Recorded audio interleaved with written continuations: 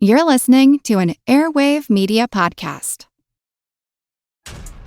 This episode is brought to you by Essentia. A better you starts with better hydration. Essentia is on a mission to inspire people to do what matters most. Their proprietary ionization process transforms water from any source into ionized alkaline water, providing water that's 99.9% pure with a pH of 9.5 or higher. Essentia Overachieving H2O, the #1 ionized alkaline water. Shop now. We took it all. We brought them to our land. An endless night, ember hot and icy cold. The rage of the earth. We made this curse. Carved it in the blood on our backs. We did not see. We could not, but she did. And in the end... What will I become? Senua's Saga. Hellblade 2. Play it now with Game Pass. Recorded in Chicago, Illinois, with your hosts, Ken, Matt, Neal, and Jeff. This is Triviality.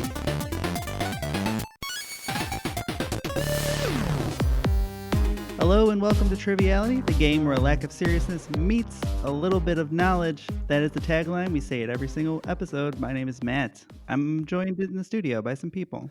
Yeah, what's up? Ken. Yeah. How are you? Good. Anybody Jeff? else? Anybody else here? I'm here, Neal. Matt, great job on that one take read. That was awesome. Yeah, right. Yeah, We're going to pretend that that's the case. Well, this is only episode 291, so I figured eventually I would get it right. Hey, as long as we get it right before 300, I think we're set. Mm-hmm. Were you excited about episode 300? Yeah, speaking of episode 300, it's coming up pretty quickly, and we wanted to do something special you might have seen in the crop or on Patreon or Discord that we're going to try and do an all-listener-submitted episode. We want to include as many of you as possible, and we haven't done one where it's all audio questions, so if you'd like to record a question for us and record yourself reading it with a category, anything like that, or a special message if you want to tell us you still love us, you hate us, or you don't listen to us anymore, whatever you want to say, you can upload it to a Dropbox that we have, and the link is in the crop, Discord, and all that good stuff, but we'll put it in the show notes for the next few episodes. And yeah, just upload a question, have the file tagged as like a category, and we're just going to pick 30 straight questions, and for the 300th episode, we're going to play live, hear them for the first time and see how we do, but also thank all of you for making this possible that we got to 300. Yeah, and Neal, you mentioned something about our guests going forward for the next couple episodes, right? Yeah, going forward for the next 10 or so episodes, I'm going to do my best to schedule a mix of newer patrons, newer guests, so people that we haven't met before, which we have today, but also celebrating those who paved the way for us to get here today, including our first batch of patrons that joined in our first year of existence. Patrons Classic, I think we called them. Patrons Classic. So the people who first joined us, I do want to give a shout out. He won't be able to be on the final 10, but David Raffetto, our first patron ever in 2017. So thank you, David. We know you can't be on one of these episodes, but we appreciate it. And Is everyone your mom else coming on? My mom isn't going to come on, but she's here in spirit. So Okay. yeah, she's here in the studio floating around. Even though she's alive still, but it's whatever that's called. Astral projection. Astral projection, yeah. She's sleeping somewhere. She's been studying. Yeah. Yeah, so getting all those new patrons on, it seems like you can get a Disney Fast Pass to get on the show. So if you haven't signed up, patreon.com/trivialitypodcast, now would be the time to do it, I think. I think you're right. And unfortunately, we don't have the bracelets yet to hand out, but we'll get there. Yeah, so we'll start with our Patreon classic, creator of the Oakland 5. So you've heard this phrase probably multiple times throughout our 291 episodes so far. She is from St. Charles, Missouri. It's Liz Hudson. How you doing, Liz? Hello. I'm Not good. How are you Oakland guys? anymore. Not Oakland, sadly, but I'm Oaktown in my heart. Well, since you were a classic Patreon, it's been a while probably since you've been on. Why don't you tell the folks at home a little bit about yourself? Yeah, I'm Liz. I recently moved to St. Charles, Missouri about 2 years ago. I have 2 kids. I work in a marketing agency that is in Oakland, so I have still my work is there, and I visit there often. So I guess I left my heart in Oakland, as they say. But here I am in Missouri, and yeah, I'm really happy to be here and really appreciated the ask. It was actually funny, Neal, the day that you emailed me, I was wearing my Triviality t-shirt, which I hadn't put on in a while. So I was like, oh, I put on Triviality t-shirt and magically I am asked to be on the show. So hopefully that was means great. you put on a t-shirt from us and good things happen. So the sensors are working. It's true. We did put special sensors in the t-shirt, so anytime you put it on, we know, and we get an app alert. Senses the body heat. Yeah. Sort of seemed like that, honestly. Where can you purchase those tees? Well, you can get them at our TeePublic store. So if you go to one of the links in our show notes, our link tree, it'll have our information there. Or you can just go to TeePublic, search us, or go to our website at trivialitypodcast.com and click T-shirts or merchandise. All right, that's enough shilling. We're doing really good on this episode. Liz, do you have any preference on who you'd like to play with today? I am going to play with Neal. I'm excited to be wanted. Thank you. And I think if you're okay with it, Liz, we should name our team Trivia Royalty because you are Triviality Royalty. I mean, I accept the crown. Not sure if I agree, but I accept the crown. And in that case, me and Jeff will play against you guys, and we'll be Trivia Poverty because that's what it's going to be like, I think. We'll see how we do, but there's one more missing piece. Matt, why don't you introduce today's host? Oh, yeah, we probably need someone to ask some questions, and that's going to be one of our newest Patreon members. We appreciate it so much. He's a rules guy impersonator from Santa Ana, California. It's Zeb Noesser. How you doing, Zeb? Hey, how you doing? Doing pretty well. Why don't you tell the folks at home a little bit about yourself? Let's see. I work in construction as an inspector. I tend to work about 100 hours a week or more. That's a lot. So I'm really happy to be able to have the time off to be able to be here today. Glad you could join us.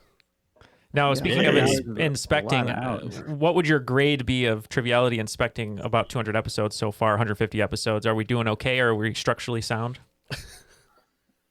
I would say you guys are absolutely structurally sound. Since I started listening to you guys, I want to say maybe 4 months ago, I haven't had to listen to Ryan Seacrest even one time. I just, I have you guys running in my car at all times. He's going to be our guest on episode 295, so you can skip that one. Awesome. Well, we can't wait to play the game that you have written for us today. But before we do that, obviously, we have to get the rules. Any preference on a rules read? Oh, I'm down with the Dutch rules read. I love that. People love the down Dutch with the rules Dutch. Read. Take it away, Mr. Dutch Boy. De regels van het spel zijn simpel.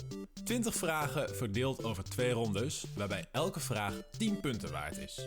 Halverwege is er een speciale swingronde, ontworpen door de host van deze week. Na deze rondes beginnen de spelers aan de finale, met de punten die ze hebben verdiend. En hebben ze de mogelijkheid om 0 tot 30 punten in te zetten op 5 gecategoriseerde vragen. Aan het eind van het spel wordt iemand benoemd tot the cream of the crop. The cream of the crop. Nobody does it better. Thanks again to Willem, as always. We appreciate it. And with that, I think all the clerical work is out of the way. Let's get to the game. All right, so I wrote you guys sort of a travel-themed game, so hope you have fun. I've heard from some that it's a little tough, so let's just work through it. All right, so we're going around the world. I called the quiz Around the World in 20 Questions, and here's question 1. Category is starting in Birmingham, Alabama. Everyone knows the Olympics are a sporting competition held every 4 years. Held typically 1 year after each Olympics and also worldwide, this event, held in Birmingham, Alabama this year, is host to a collection of sporting events that aren't quite mainstream enough to be included in the Olympics. Sports such as orienteering, lacrosse, korfball, jiu-jitsu, flying disc, billiards, and more. What is this sporting event called? Let's just say somebody had a funny time and funny idea and said Weird Olympics. Okay, we'll lock that in. Let's see. So it's after the Olympics. I'm trying to think of something like really generic name. I don't know. How about World Games? Okay. The wide world of sports. Yeah. All right. We got the Weird Olympics and the what? World Games. World Games. Well, look at Neal just backing into that one. Oh, my God. Wow. See? That's going to be my only one. Let's come up with the most generic name we can think of. World Games. Hey, there it is.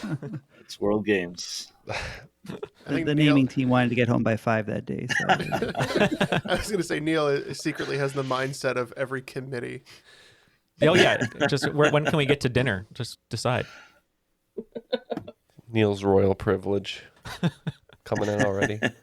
All right, let's get the next one. All right, category 2. What the heck are they playing is the name of the category, and it's an honorary Dutch boy question. I'll give you that hint. Invented in 1902 by Dutch schoolteacher Nico Broekhuizen, this sport, with similarities to basketball and lacrosse, is played by 2 teams of 8 with 4 men and 4 women per team, and has been featured in the World Games since 1985. And if you guys don't know it, automatically I have 2 hints. I'd be good with the hint. I have no idea. I don't know right now. Okay, first hint is, anybody know how to say basketball in Dutch? No. Second hint, please. More hints. The second hint is, I gave the answer as part of the previous question. Oh God, it was one of the ones he listed. Oh, I do remember one of the ones he listed, so I don't know if we can lock it in. Lock that in. Okay. All right. We'll lock in. So what did he say? I don't know. You think I can remember 2 minutes ago? What about like court polo? That doesn't sound Dutch, but sure. Doesn't sound real either. Yeah. I think that was the 8th or 9th thing I listed was court polo. Yes, I did. The only sport that I remember hearing in the question, because I thought it was a unique name, I don't know if it's the right one, but we locked in with korfball. And you were right. Yes. Yeah. I blocked that from my memory. Yeah, I just heard korfball and I was like, that's funny. And then I kept thinking about it. So I'm glad it stuck. Nice. And Matt, you played this in high school? Yeah, I had a high school teacher who loved this. Whenever it was like a rainy day, we would go inside and play this in the whatever that little field house thing was. Oh, you know what? We might have done this too. Maybe we always called it. He called it Thunderdome, which it was not, because he liked to give the speech from Thunderdome before we played. I love the name Thunderball. That is the though. most high school gym teacher thing I've ever heard. You gotta keep yourself, entertained. Yeah. Oh, I've seen that. Yeah. It's pretty wild. All right. Maybe we should do a Triviality whirly ball sometime. That'd be fun. We should record while we're doing whirly ball and getting slammed. Yeah. All right. So, Dutch, you say? Let's find some secrets of Amsterdam while we're here. Amsterdam is famous for its canals and bicycles, but even just sneaking around on foot in the Jordan district, we can find countless cozy art cafes, quaint museums, and of course the historic Prinsengracht, more commonly known as this place. I mean, I've been to Amsterdam. I've been to Prinsengracht, but I am not really understanding what he's going for here. More commonly known as... Is it like a fountain or something, or like a park, or? No, okay. There's the museum is the Rijksmuseum, Rijks. I think that's the big museum there. So I don't think it's that. Oh, I mean, I guess maybe it could be the red light district. Oh, yeah, maybe that's like. Oh, yeah, that's the more common name. Yeah, I like that. Do you want to go with that? Yeah, at least that's a place. Okay. In Amsterdam. Hey, what do you know? We said the red light district as well. Well, no points here. So the Prinsengracht is actually the Anne Frank house. Oh, whoops! I wondered about that. Different. It's a big So close. So a little blurb, though it's a common misconception that Anne Frank was hiding in Poland or Germany, the secret annex was in the Jordan district in Amsterdam.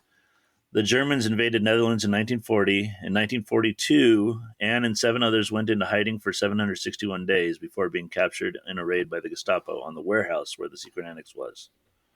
On behalf of all of us, I'd like to issue an apology to all of our listeners and the Netherlands. All right, question 4. Well, that was depressing. I think I need a long walk.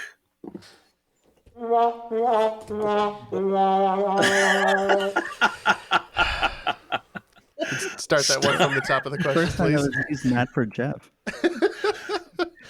Starting in France and ending in Galicia, Spain, this 500-mile trail has welcomed pilgrims from those seeking spiritual enlightenment to those seeking adventure for over 1,000 years. Bonus, 2 points if you can name a father-son duo that made a movie about this walk and the name of that movie. 1 point for the duo and 1 point for the movie. Let's just say it's The Long Road, and we'll do Kurt Russell and Wyatt Russell. Okay. I know all of the facts he's talking about, but I don't know any of the actual answers, which is super unhelpful. But I think the father-son duo is not a famous thing, not famous people. It's just like a guy and his son. And I think maybe one of them was sick or was having some problem, and it was like a spiritual healing kind of journey, I think. Oh, wait. No, wait. Now I'm remembering there might be a famous person. Oh, God, I'm playing so bad right now. No, shoot. I'm trying to think because at first it made me think of that TV show, Jack Whitehall and his dad, but that's a TV show, Travels with My Father, so that's not going to be a movie. I want to say, like, and it is like a religious thing, like, I don't know, I feel like this guy might have been Catholic or something. I feel like my dad was telling me about this when he was, like, studying Catholicism a lot. Anyway, I don't know the name of it. I wrote down God's Walk, but I don't know. So you said the person's probably really Catholic, whoever's famous?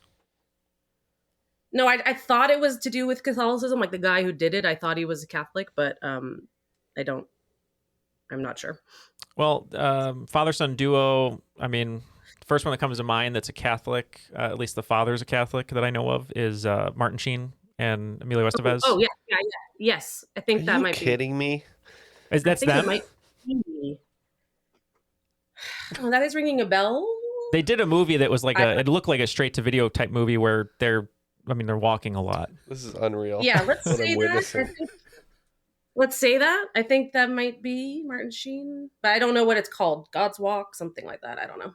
I can't remember. I think you guys should go with your gut, because it's better than nothing if that is. Okay, I can't remember the name of it, but I do remember the DVD cover of them. It's like a sign, and they're like walking somewhere together. So I don't know what it's called either. But let's say Martin Sheen, Emilio Estevez, because he's a director, so maybe he directed it. And then we'll just like you said, we'll call it God's Walk. So essentially, 1 point for Neal. They talked their way into Martin Sheen, and Emilio Estevez directed a movie. Emilio Estevez was only in it for a short time. I don't want to give away too many spoilers because it's a great movie and you guys should go watch it. But it's called The Way. The Way. And the Martin Sheen ends up walking the way, which is the El Camino de Santiago, which goes from France to Spain. And the English name is The Way of St. James, which I've only heard it called that a couple times. Well, that's appropriate because my dad's name is James, and he has recently departed. So shout out to James for getting us to Catholicism on that question. All right. Question 5. After that long walk, I'm thirsty, so let's head to Italy for some vino.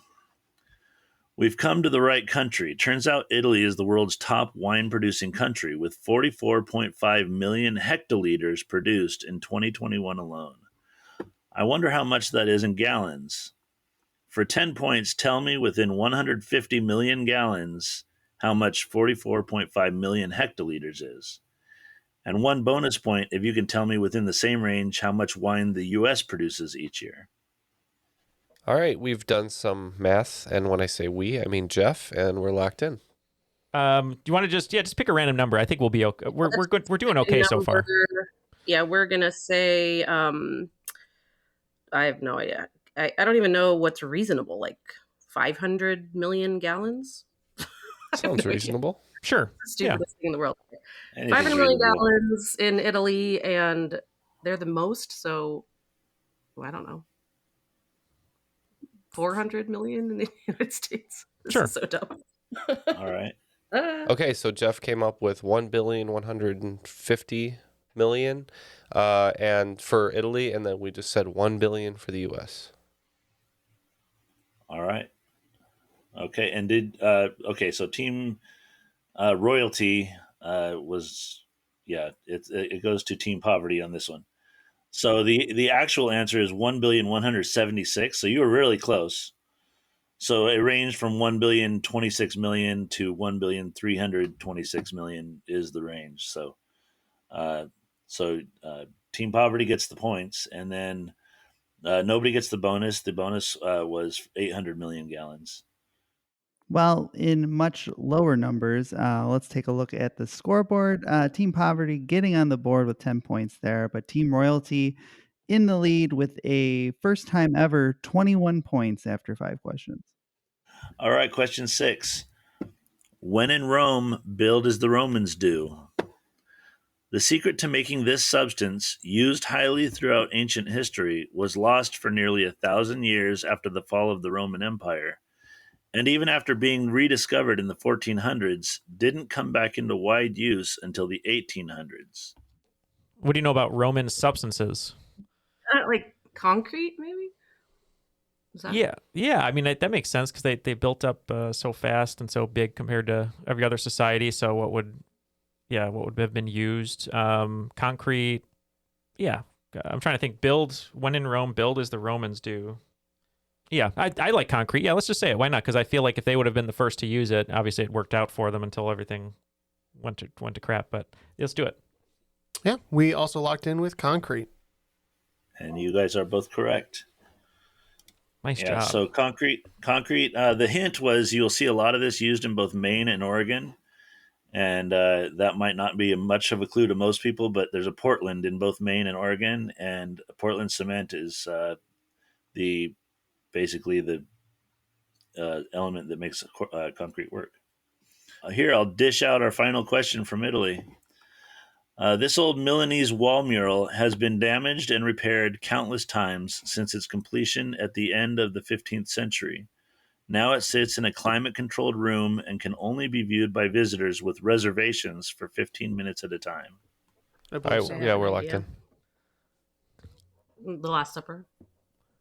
Oh, yes. Yeah, that's right. Climate controlled. Yeah, that sounds right to me, if you want to lock that in. It was the climate control that locked it in for you? Yeah, well, yeah. Yeah, there's a couple food hints in that wording, so yeah, we're going to go with Last Supper. Okay, and you're both right, so both teams get points. The Last Supper was commissioned as a work that Leonardo da Vinci could do in his spare time. So the surface preparation and methods he used were such that he could stop and restart with large time gaps. This application method didn't turn out to be one that could stand up to the conditions the wall resided in.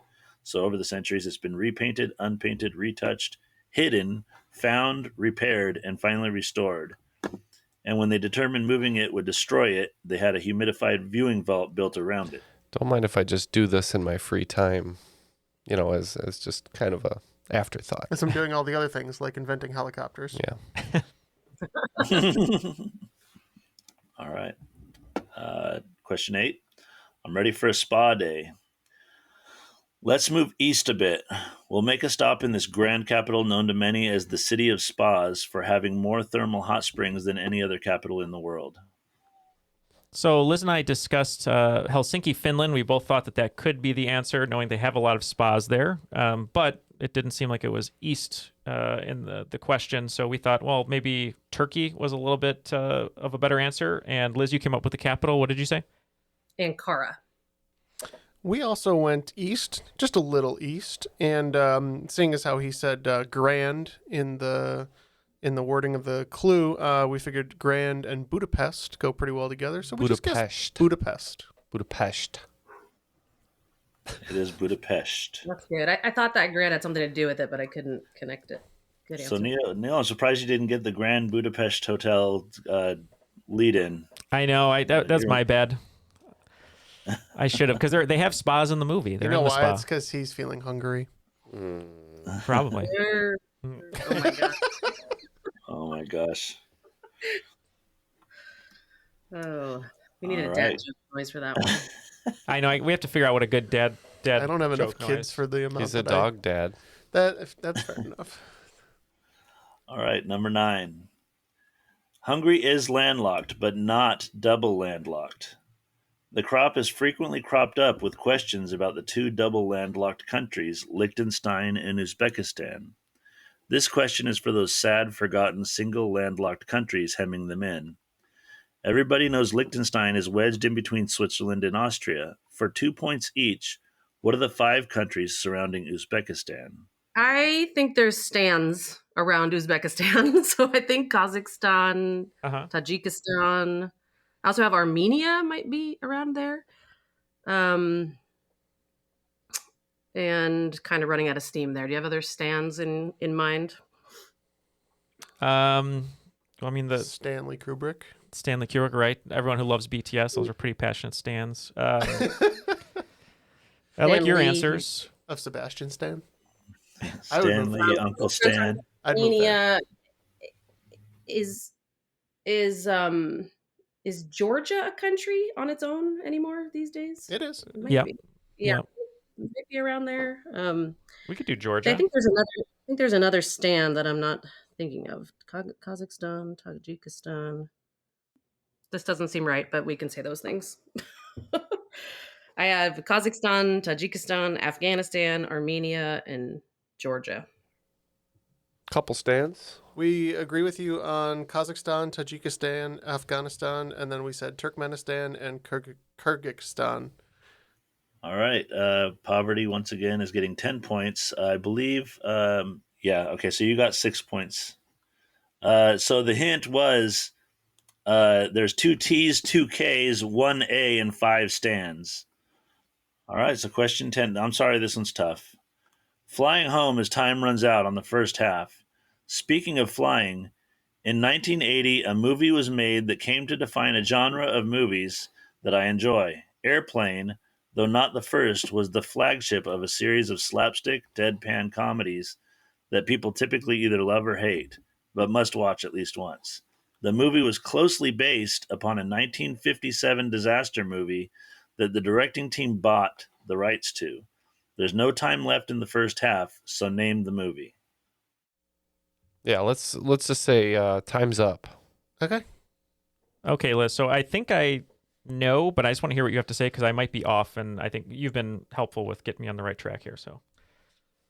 No, I really don't think I'm much help. For some reason I thought there was a movie called Airport involved in this, but I don't know what that has to do with time or anything. So no, that is true. So one of the references that it makes is there's a serious movie, I believe it's called Airport 77 or Airport 1975, one of those that it's making fun of. I think it's when the plane crashes through the glass or whatever. That's in the other movie too, but in a serious way, not a joke.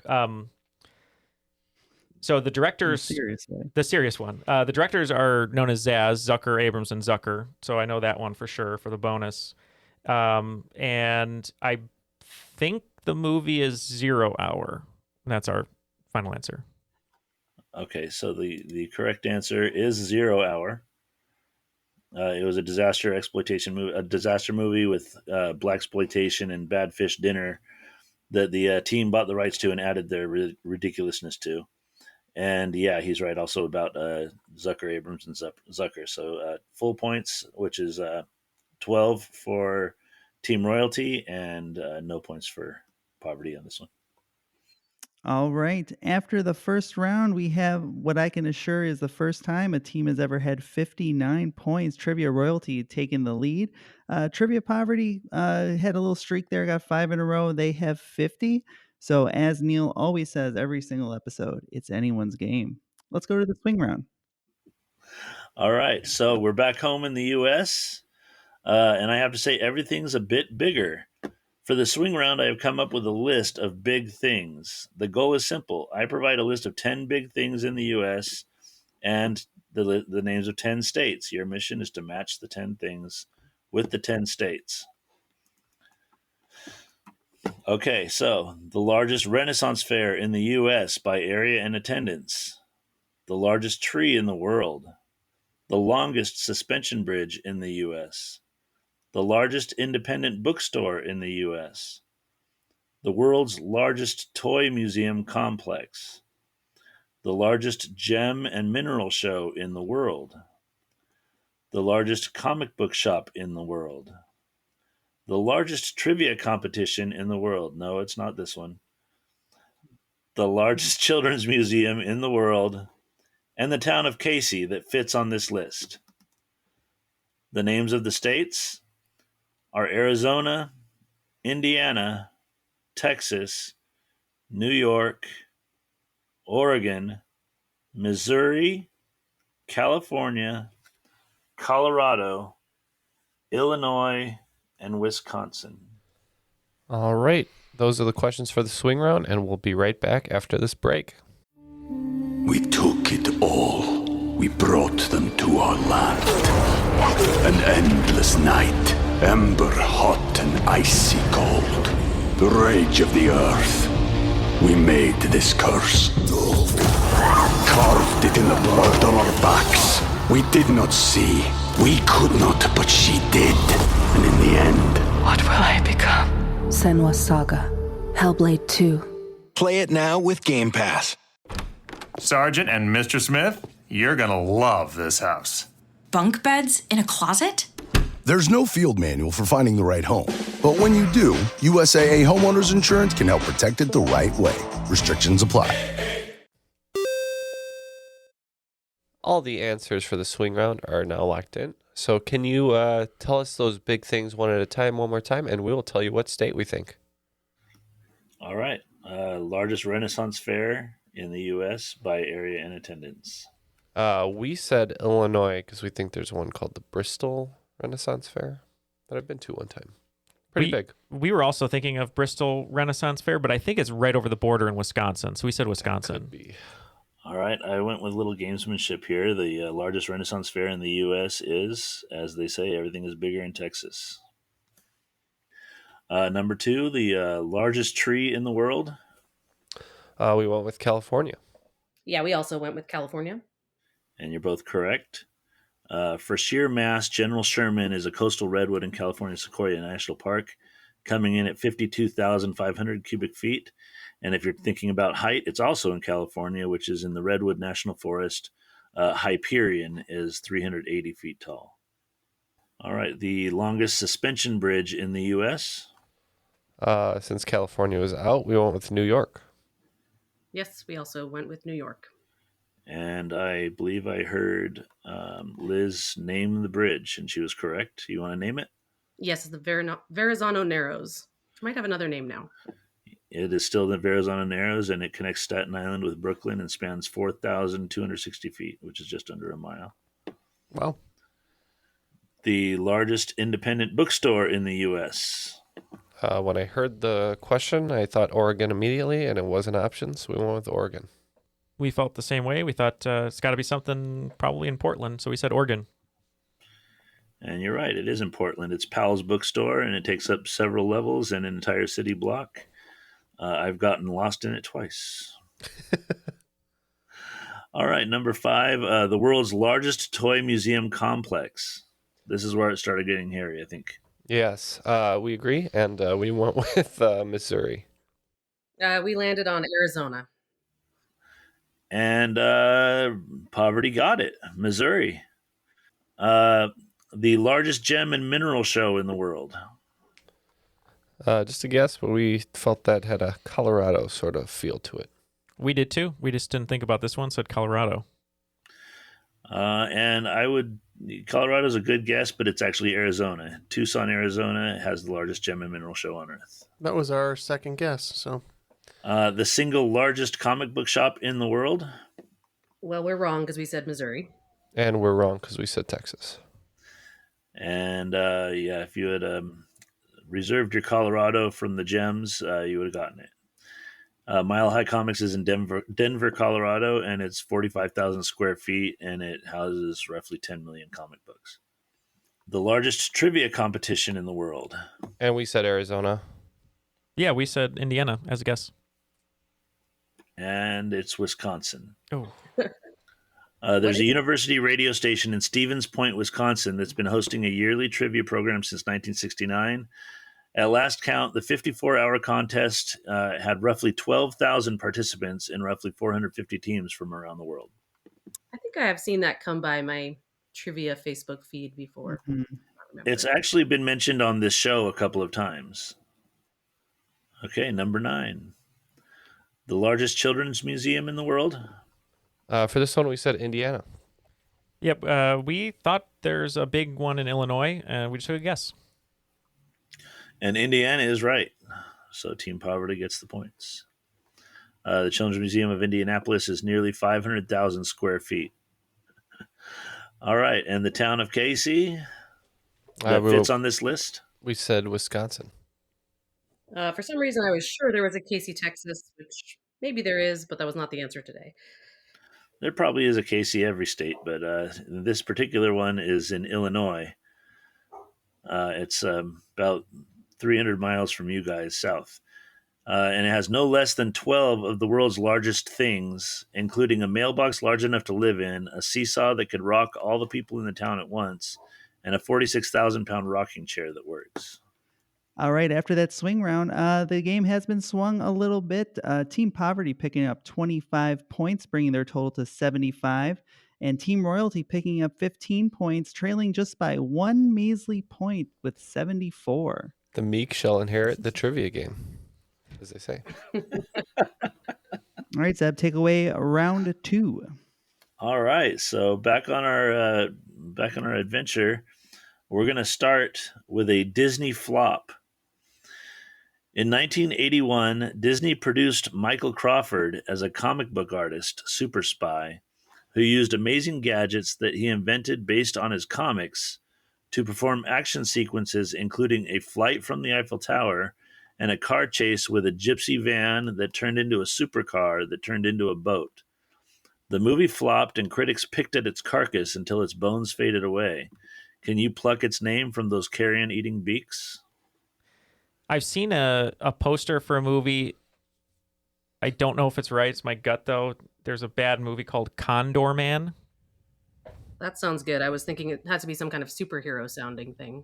Condors, I think, maybe eat carrion. Okay, condors are kind of like vultures, maybe. I don't know. But, yeah, if you're good with that, we can lock in with Condor Man. Sounds good to me. We didn't know the man part. We just said the condor. Dun dun dun dun dun dun dun dun dun dun dun dun dun dun dun Condor Man. Wow. Yeah. Points for the Condor Man, and that was the theme song. Judges? Oh, that's host discretion. Ooh. For the Line no, it's judge? Condor Man. All right. No, it's it's Condor Man. Sorry. He gave the thumbs down, the Joaquin Phoenix thumbs down. Sorry. All right. So number 2, a Russian grammar question. What is the gerund in the following sentence? Nikolai and Alina enjoyed running numbers for their Uncle Markov's underground bookie parlor until they were both gunned down because they knew too many Russian mafia secrets. Okay, well, first of all, I really thought Zeb was going to start speaking in Russian right then, so I'm glad it was in English, not Russian. But I think of gerund as a verb ending in ing, so I think it's running. Oh, that's much better than me, who doesn't know what a gerund is, so I'm happy to go with that. All right, we had no idea what a gerund was, so we just picked like one of the many like subjects in the sentence, or not, maybe not subjects, but objects, I guess. And we said underground bookie parlor. Okay, and Liz is absolutely correct. A gerund is a verb that's been turned into a noun by adding ing, which is running. And so Team Royalty gets the points on this one. Okay, the next one category is the tropic topic. So it's time to fly south and check out the southern hemisphere a bit. As we fly, we see a line that wraps around the earth that says Tropic of ... We can't see the last word. Knowing that we have gone south of the equator, for 10 points, which tropic must this be? And for 2 bonus points, if you can tell me exactly how many degrees south of the equator this tropic is. First tropic I think of is Tropic of Cancer. But I don't even know if that's in the right area. It's either Cancer or Capricorn, and I think Cancer is the southern one. Okay. And I want to say like 45 degrees south. I like that. What's the one that George still has under his bed? I mean, It's Capricorn.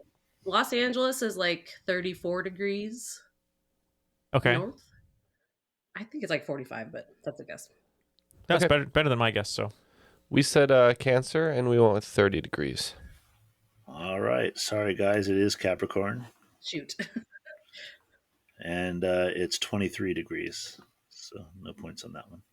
Just make sure to return the Tropic of Capricorn so you don't get the bookman on your case. Okay, category the river horse. A story goes that in 1910, a couple took their canoes out on the Zambezi River above Victoria Falls. Their canoes and bodies were later found mangled in the second of 6 gorges that flow away from this. It came as little surprise to discover that their canoes had been capsized by what aggressive aquatic animal common to the region? Yeah, I would say hippopotamus. I know they're aggressive. I think there's also water buffalo, which are aggressive. Oh, yeah. But I guess if it was mangled, hippos... Yeah, let's say hippopotamus. That was my first. Yeah, so while the jaguar has the strongest bite of a cat, Oh my God. the hippo has the strongest bite of any animal. So we can go the hippopotamus. Yes, as we learned from, I believe, episode 2 of Triviality, prolific killers. That's right. And hippo, I believe, is the Latin or Greek or something for horse, right? Yeah, so we said river horse or something hippopotamus. All right. Okay, well, you guys are so close, but it's actually the jaguar. The jaguar did. No, I'm just kidding. It's the hippopotamus. I was about to retire permanently. If I never hear another jaguar fact again, actually, that's what I want for Christmas. Yeah. A Trevor Lawrence jersey. Fun fact, hippopotamuses run in groups called dales, and they mark territory by flinging their own fresh dookie with their tails. Just like us. That's, yeah. Last time I was at the zoo, I remember the pachyderm house, they tell you to stay away because... Stand back. Yeah, they will fling it at you. More scat facts from Triviality. All right, category. It's a small world after all. The English name for this enclave, the closest to the Tropic of Capricorn, sounds like it could be the next big area to open at Disney World. The African name sounds like it could be a vodka drink for a cybersecurity team. Either way, this place sounds like a good time for somebody. Give me both names for 10 points. And I want both for full points. No, there's no half points. Should we just say Eswatini and Swaziland? Is that what he's going for? Well, I mean, Eswatini, I think, is the Swaziland is the old name. Hold on, no. I think that's the answer. Because one sounds like a new place in Disney, and one sounds like a vodka drink. So Eswatini, Martini, and Swaziland, land. So okay, stop right. Wait, is it? No. Is it? I don't think it's Swaziland though. I think it's. That's the old name. Is it though? Yeah. Okay. Jeff's absolutely trying to kill us. He really wants this one wrong, so you should just let him do it. And royalty? Yeah, I locked us in on my paper with Eswatini and Swaziland. Yeah. Jeff, you want to keep on talking yourself out of it, or? No, I'm good. You okay taking the points? Sure. All right, cool. Yeah, you both got 10 points. All right, after those 5 questions, royalty taking the lead back up to 104. Poverty not too far behind with 95. All right, number 6. A somewhat impractical mode of travel for this time of year. We travel from southern Africa to the Australian continent by hot air balloon. No worries, we stocked up on plenty of wine and cured meats in Italy. While creeping over the water, we noticed the Indian Ocean garbage patch. The garbage patch is an area of floating waste being spun together by an ocean gyre, which is a large area where 2 currents interact and cause a circulating effect on a grand scale. The garbage patch, usually spinning counterclockwise, is spinning clockwise. For 10 points, why? Liz, I apologize because the only thing I'm thinking of, is Garbage Pail Kids, the movie. So I'm way out of my league here. You're thinking about Garbage Pail Kids, and I'm thinking about Bart flushing toilets in Australia. So that's what I was thinking of, Liz. Right next to Rand McNally. Yeah. Gonna call Australia and find out why. Is it 2 bodies of water intersecting, and that makes the stuff turn the other way? He said it was 2 currents. He said it was 2 currents that meet to cause this thing. So why would they be changed directions? Maybe different temperatures. One's salt water, one's fresh water. I don't know. But why would that suddenly change? This is like something weird is happening to change the direction of it, is what he's saying, I think. Like, I don't know, a hurricane is happening? I have no idea. Oh, he did say this time of year is hurricane season, right? Yeah, he said, this time of year. So why something changed?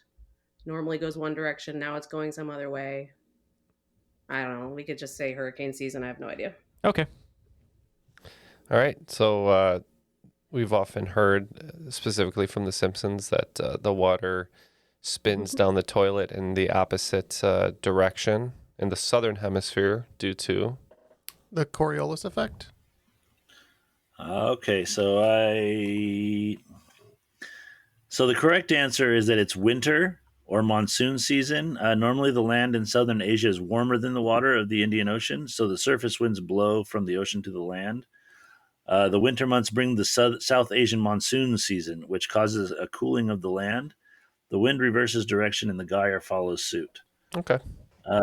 So the closest team was Royalty with the hurricane, which is not technically right, but they did at least connect it to a weather. We didn't get Condor. Man. Yeah, you don't have to give us points. You didn't get Condor. Once again, all right. the points go to the All top right. 1% of teams.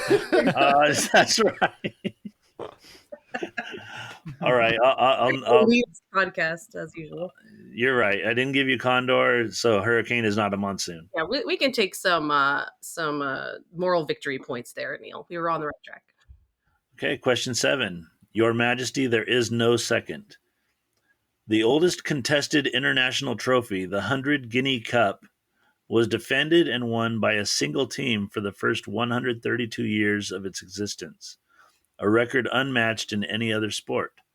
The rules for winning it have changed frequently, but its name has only changed once. What is the name of this trophy today? For a bonus point, who currently holds the cup? I have no idea what any of that was, but Jeff seems to have an idea, so we're going to lock in with his guess. Might be a foolish one. That's okay. Guess is a guess. So I don't know this off the name right off the bat. Do you? No. Okay. My thought could be, I was thinking about sailing. It could be America's Cup. Oh, I like that. That's been around a long time because it makes me think if it is sailing, that is sort of a sport that, I don't know, you have to have the right, this is going to sound dumb, but you have to have the right materials and stuff. And if one country won it for 100 years, I feel like sailing would make a lot of sense. So I feel like New Zealand, Australia. I'm trying to think. I think I watched it. I don't think it's the U.S. So. Let's go Australia just for our friends from Australia. Okay, sounds good. We also went with a series that takes place with Australia and some other competitors. And we guessed the Ashes, which I know is a super old Test cricket rivalry between England and Australia. And I think Australia is the current holder. All right. So it was the America's Cup. It is sailing. And it is recently held with, you should have gone with your friends, Neal, from New Zealand. Oh, New Zealand, yeah. Sorry, everyone from New Zealand. Sorry, and, Ryan Boyd. Little blurb I have about it is, though America's Cup was held by American teams for 132 years, the name change of the trophy was not in honor of the country who won it, but in honor of the name of the first schooner to win it, which was the America out of New York. All right. Number 8. Stew over this one. Though New Zealand is composed of over 700 islands, the country is primarily 2 large landmasses that make up the 6th largest island country in the world. These landmasses, very creatively named the North Island and the South Island, are separated by just 14 miles of ocean waters. With the Tasman Sea on one side and the Pacific Ocean on the other, what is the body of water directly between the North and South Islands of New Zealand? 10 points for either the English or the Kiwi name, 1 bonus point for both. All right, we think we picked up a small clue in that. We don't know if this is right at all, but we're going to lock in. Does the stew give you any clues? That must be... No, but that must be what he's talking about. I don't know if it's food-related stew or, like, Stuart, somebody named Stuart. Stuart. Do you think it's the Strait of blank, maybe? Or... Yeah, Stew. I mean, it could be Stuart, right? Somebody named Stuart. Patrick Stuart Smalley. Stuart Smalley, yeah. Strait of Smalley. The Strait of Smalley. I like that. You want to go? That's great. We're good enough. We're smart enough, and we'll answer the Strait of Smalley. Gosh darn it. And we just Gosh said... darn it, people like me. We just said Stuart Strait. All right, so the stew is actually related to cooking because it's Cook Strait. Oh, okay. Captain Cook. That makes sense. This next question, I was going to rewrite it, but it's a long question, sorry, but several have been long. It's not a world tour without Antarctica.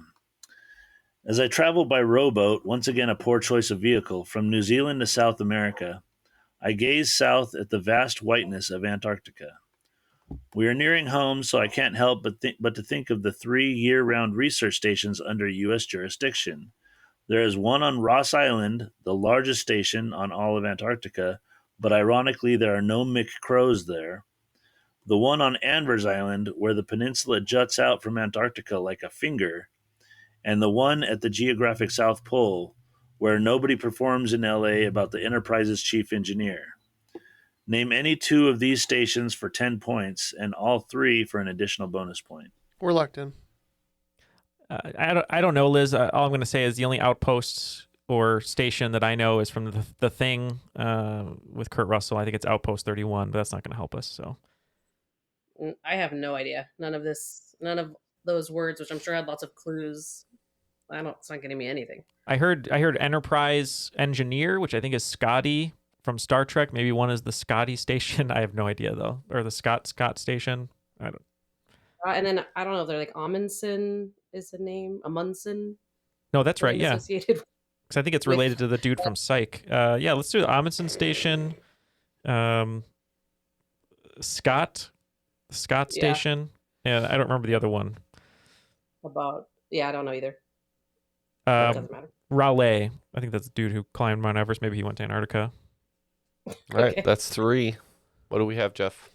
I can only come up with 2. You were correct with Amundsen. It's the Amundsen Scott, which is the one at the southern pole. And McMurdo is where they generally fly a lot of their supplies into. And I couldn't think of the third one. So that's what we went with. All right. So, our poor impoverished finally got some points. It was McMurdo Station is the largest one. The clue there was McCrows, because murder of crows. The Anvers Island, the one on Anvers Island, is the Palmer Station, where it juts out like a finger, the Palmer Station. And then, the Amundsen Scott, where the that was a tough one to give a clue for, because the only thing I could think of leading you to Amundsen, there's a performance center in LA called the Amundsen, and then the Enterprise's chief engineer is Scott. So where nobody performs in LA about the Enterprise's chief engineer. That's what I was thinking. Actually, that's where I came up with it from that clue. So it did help you get there. I was to say, it's named, I believe, for the Norwegian and the Brit who were the first ones to go there. So, all right, and number 10. One question for all the bacon in South America.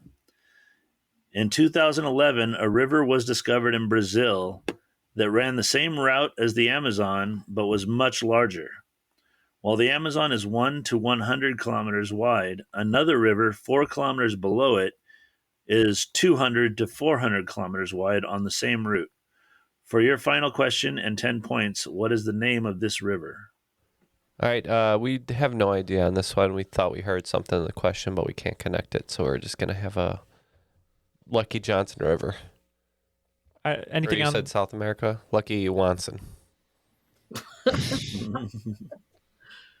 Anything on this one, Liz?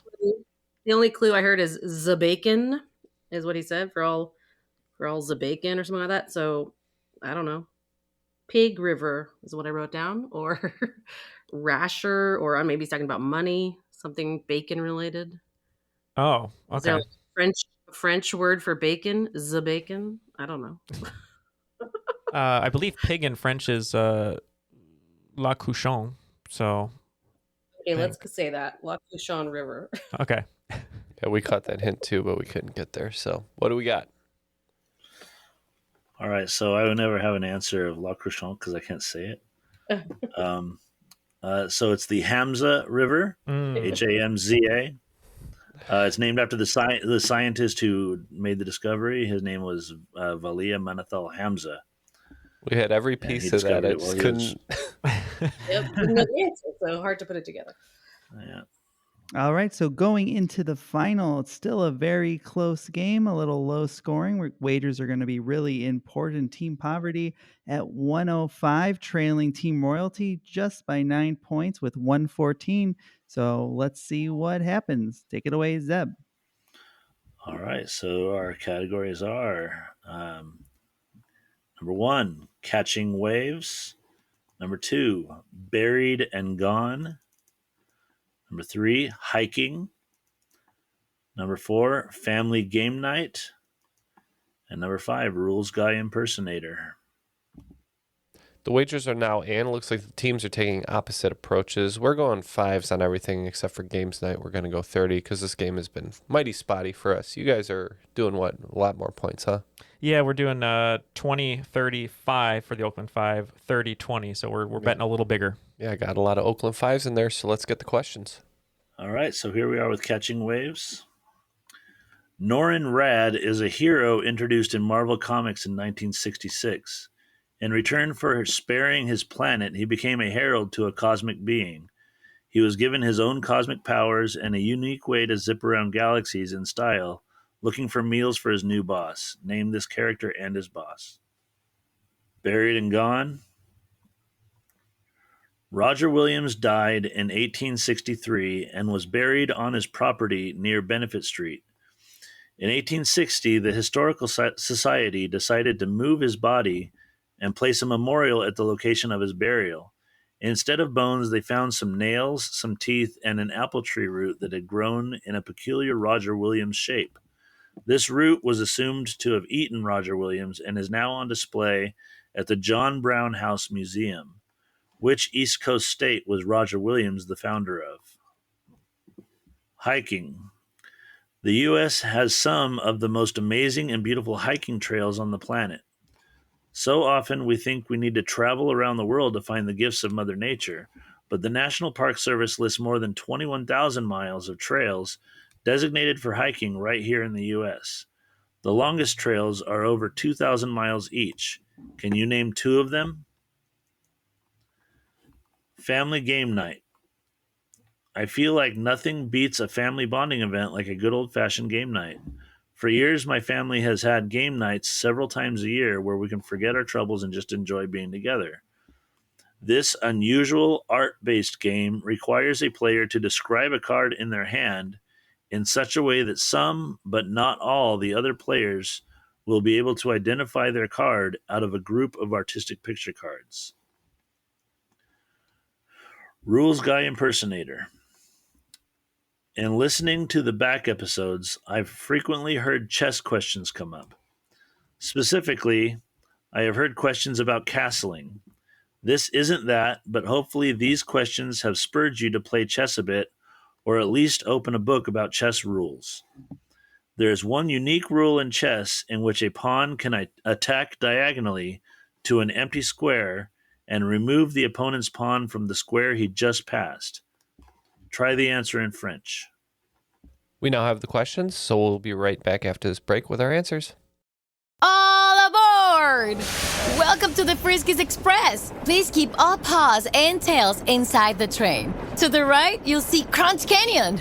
To your left is Filet Falls. Now you're passing Party Mix Peak. Today's Delicioso tour is almost over. But don't worry, with Friskies, there's always more to explore. Check out friskies.com to explore more.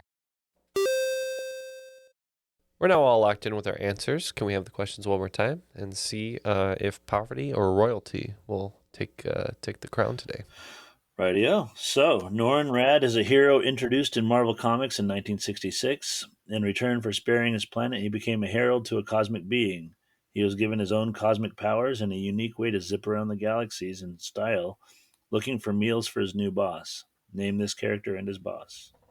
Yeah, so for 5 points, we said Silver Surfer is the character, I'm pretty sure, and I guess the planet-destroying boss would be Galactus, but not positive on that.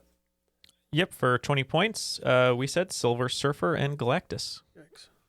And you're both correct. All right, buried and gone.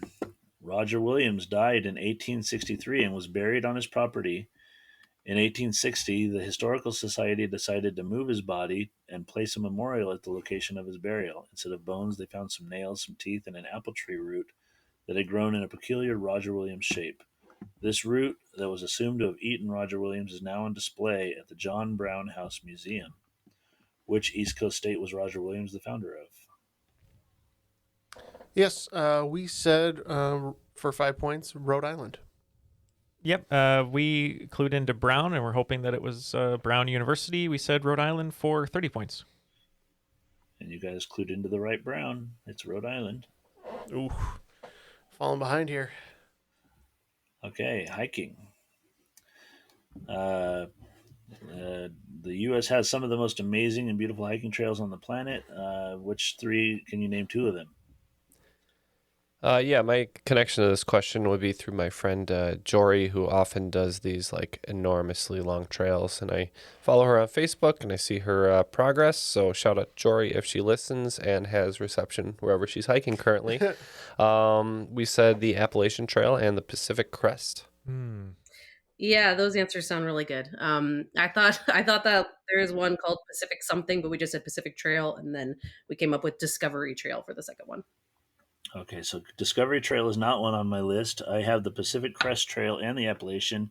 The other is the Continental Divide Trail that is 3,100 miles.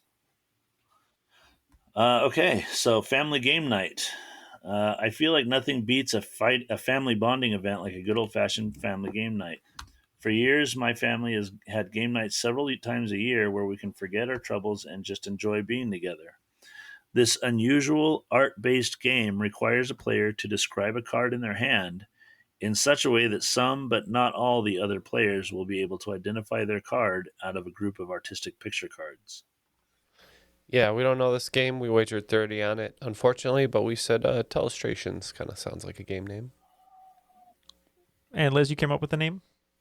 Yeah, we also wagered, and we said Renaissance cards. Okay, so this is a game called Dixit, and you have a group of a bunch of oil painted cards, and you try to describe your card in a way that somebody's going to get it, but not everybody's going to get it. All right, and rules Guy Impersonator. In listening to back episodes, I've frequently heard chess questions come up. Specifically, I have heard questions about castling. This isn't that, but hopefully these questions have spurred you to play chess a bit, or at least open a book about chess rules.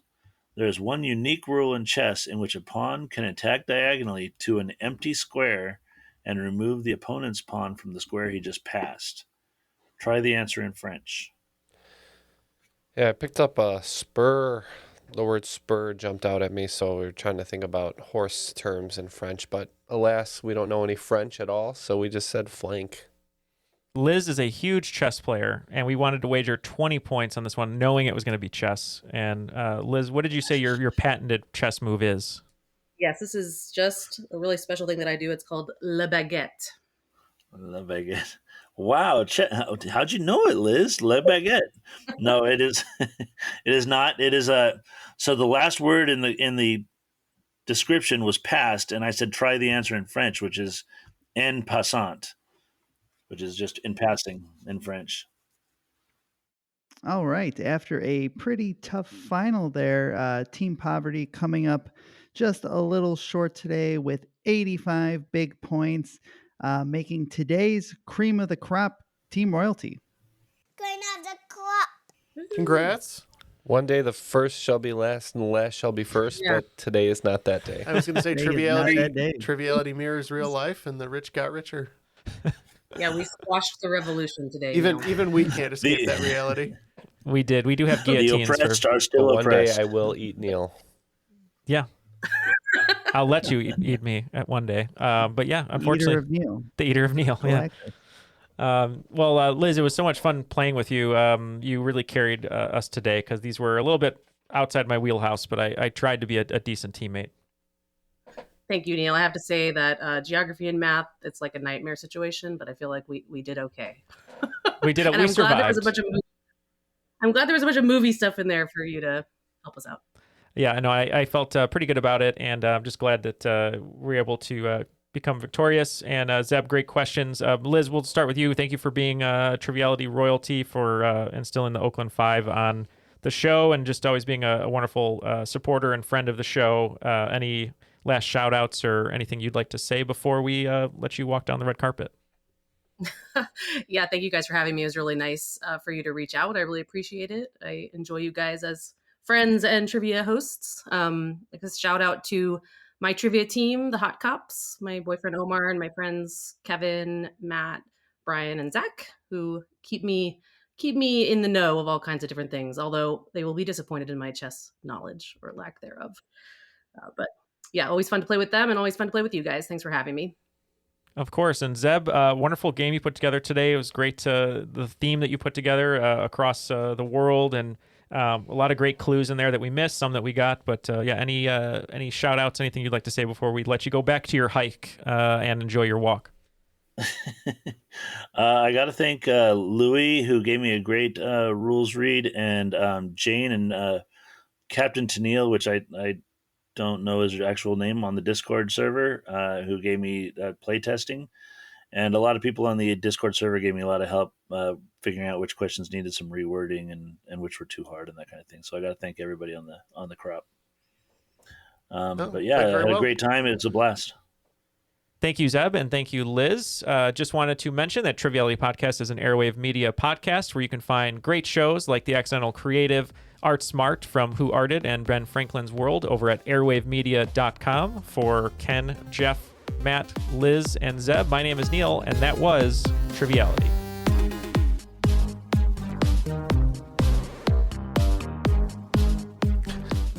I like how your reasoning for that one was, what's a boring place to have a children's museum? And you're like, Indiana. Whatever gets you there.